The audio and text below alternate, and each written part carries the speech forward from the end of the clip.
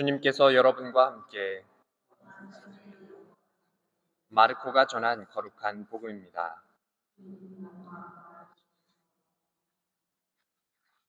그때 예수님께서 제자들과 함께 집으로 가셨다. 그러자 군중이 다시 모여들어 예수님의 일행은 음식을 들 수조차 없었다. 그런데 예수님의 친척들이 소문을 듣고 그분을 붙잡으러 나섰다. 그들은 예수님께서 미쳤다고 생각하였던 것이다. 한편 예루살렘에서 내려온 율법학자들이 그는 베엘제불이 들렸다고도 하고 그는 마귀 우두머리의 힘을 빌려 마귀들을 쫓아낸다고도 하였다. 그래서 예수님께서는 그들을 부르셔서 비유를 들어 말씀하셨다. 어떻게 사탄이 사탄을 쫓아낼 수 있느냐?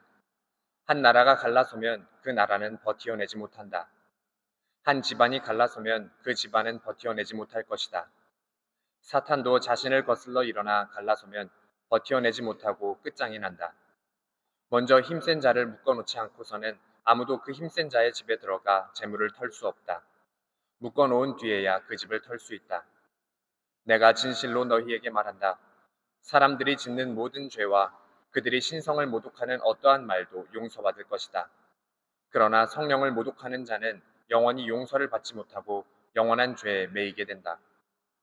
이 말씀을 하신 것은 사람들이 그는 더러운 영이 들렸다고 말하였기 때문이다. 그때 예수님의 어머니와 형제들이 왔다. 그들은 밖에 서서 사람을 보내어 예수님을 불렀다. 그분 둘레에는 군중이 앉아 있었는데 사람들이 예수님께 보십시오. 스승님의 어머님과 형제들과 누이들이 밖에서 스승님을 찾고 계십니다. 하고 말하였다. 그러자 예수님께서 그들에게 누가 내 어머니고 내 형제들이냐 하고 반문하셨다. 그리고 당신 주위에 앉은 사람들을 둘러보시며 이르셨다. 이들이 내 어머니고 내 형제들이다.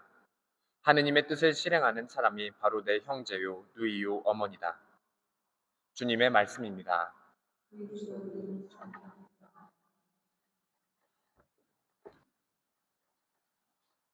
참 예수님, 네, 오랜만에 뵙습니다.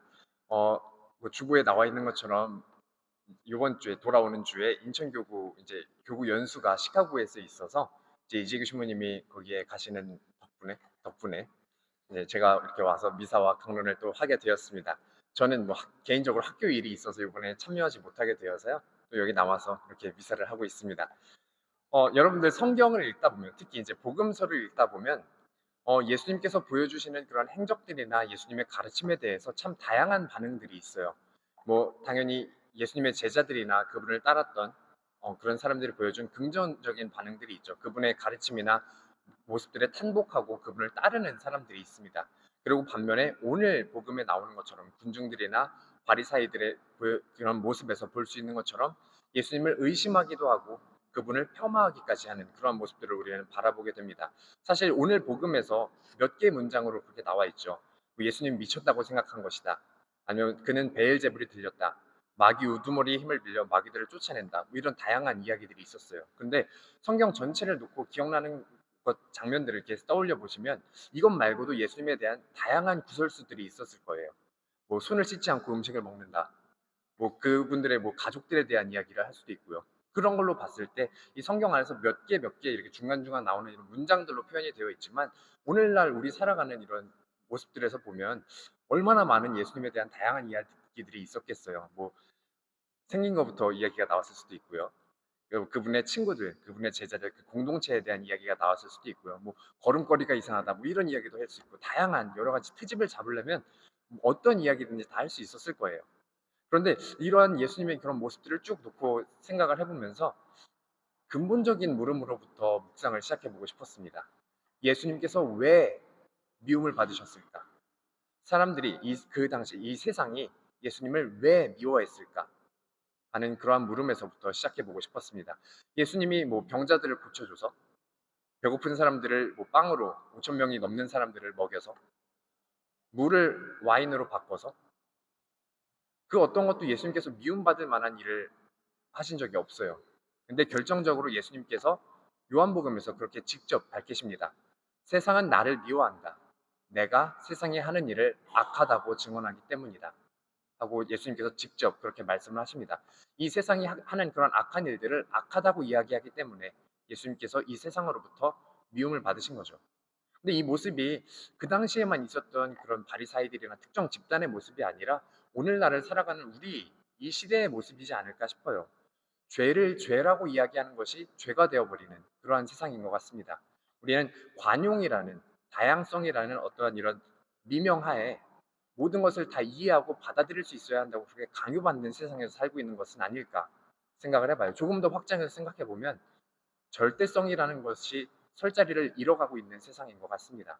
그래서 이 다양성이나 포용이나 이러한 것들이 이런 절대적인 진리들을 가려버리는 그러한 시대가 아닐까 싶어요. 그래서 어쩌면 이 세상 안에서는 모호함이라는 것이 불확실성이 새로운 의미의 가치로 다가오는 것이 아닐까 하는 생각도 해봅니다. 그래서 이 세상의 모습을 이렇게 놓고 보면 이 세상을 살아가고 있는 이 현대인들의 모습을 놓고 생각을 해보면 마치 오늘 제 1독서에 하느님을 피해서 숨어버린 그 첫 인간들의 모습이 떠오르게 됩니다. 그들이 하느님을 피해서 이 그늘 속에서 숨어있던 그 모습이 오늘날의 그런 세상의 진리를 피해서 숨어있는 세상의 모습과 참 많이 닮아있다는 생각을 해보게 됩니다. 그런데 여기에서 우리가 더 깊이 묵상하고 더 다가가야 하는 그런 부분은 하느님께서 그러한 인간을 찾아서 먼저 발벗고 나서신다는 사실입니다. 오늘 제 1독서에 그 원죄 설화의 일부분을 전해주고 있는데 그 원죄 설화의 그 일부분의 오늘 복음서의 시작은 하느님께서 그 인간을 직접 찾아 나서시면서 너 어디 있느냐 하고 부르시는 그 장면으로 시작이 돼요. 그것이 바로 우리 인간을 찾으시는 하느님의 모습을 먼저 우리 인간을 찾아 나서시는 그분의 사랑을 보여주는 그러한 부분이 아닐까 묵상을 해봅니다. 그래서 그렇게 인간을 그늘 속에 어둠 속에 숨어있는 그 인간을 불러내심으로써 다시 한번 진리를 진실을 마주하도록 그렇게 초대하십니다. 그들이 지은 죄를 마주 볼 수 있도록 바라볼 수 있도록 용기를 불어넣으시는 거죠. 그래서 이 원죄설화 다 아시잖아요. 원죄설의 그래서 결국엔 결말이 어떻게 나죠? 이 첫 인간들 아담과 하와가 에덴 동산에서 쫓겨나는 것으로 결말이 됩니다. 그런데 그 직전에 우리가 가장 주목해야 되고 가장 중요한 부분이라고도 할 수 있는 부분이 있는데 그들이 쫓아나기 직전에 예수님께서 그들을 내보내시기 직전에 가죽으로 옷을 만들어서 그들에게 입히시고 내보내십니다. 그들의 죄에도 불구하고 그들이 다치지를 않기를 바라시는 하느님의 사랑의 상징이죠. 신앙적인 용어로 보면 용서의 표징이 바로 그 가죽옷이었습니다. 그래서 이 원죄설화는 우리 신앙의 길 안에서 우리가 이 신앙의 길을 걸어가면서 무엇이 정말 중요한 것인지를 다시 한번 생각해 보도록 우리를 초대하고 있습니다. 이 신앙의 길 안에서 죄를 짓지 않는 것 굉장히 중요하죠. 그리고 죄라는 것 모호하게 만들어서 내가 죄가 아닌 것처럼 그렇게 숨어버리는 것, 내가 죄가 아닌 것처럼 만드는 것도 중요할 수도 있습니다. 그런데 그거보다 더 중요한 것은 나의 죄를 직시하고 그분의 자비에 더욱더 매달리는 일, 그분의 자비를 더욱더 갈구하는 일이 우리가 신앙 안에서 해야 되는 일이 아닐까. 그렇게 오늘 제 1독서는 우리에게 다시 한번 생각해 보도록 그렇게 초대하고 있다는 생각이 듭니다. 그래서 이 그늘 속에 숨어 있던 첫 인간들을 다시 불러내심으로써 하느님께서는 그 인간과 당신의 관계를 회복시키셨습니다. 그리고 부활 이후에 다락방에 숨어 있던 제자들을 다시 다락방 밖으로 불러내시면서 제자들과 세상과의 관계를 다시 회복시키셨죠. 그리고 오늘 제 1독서와 복음 말씀을 통해서 하느님께서는 우리의 그 뜨뜻미지근한 혹은 불확실성 속에 있는 회색 빛깔과 같은 그러한 우리의 신앙적 가치관에서 다시 우리를 불러내심으로써 우리가 죄를 마주할 수 있는 용기를 그리고 그분께 당당하게 나아올 수 있는 용기를 다시 회복시키시고 계십니다. 그리고 우리는 이러한 일련의 이 회복 과정을 용서라고 부르죠. 그래서 우리를 당신의 용서로 초대하시는 그분의 목소리에 귀 기울이면서 우리 마음 안에 당당함을 가지고 자신 있게 신앙의 길을 계속 걸어나갈 수 있었으면 좋겠습니다. 아멘.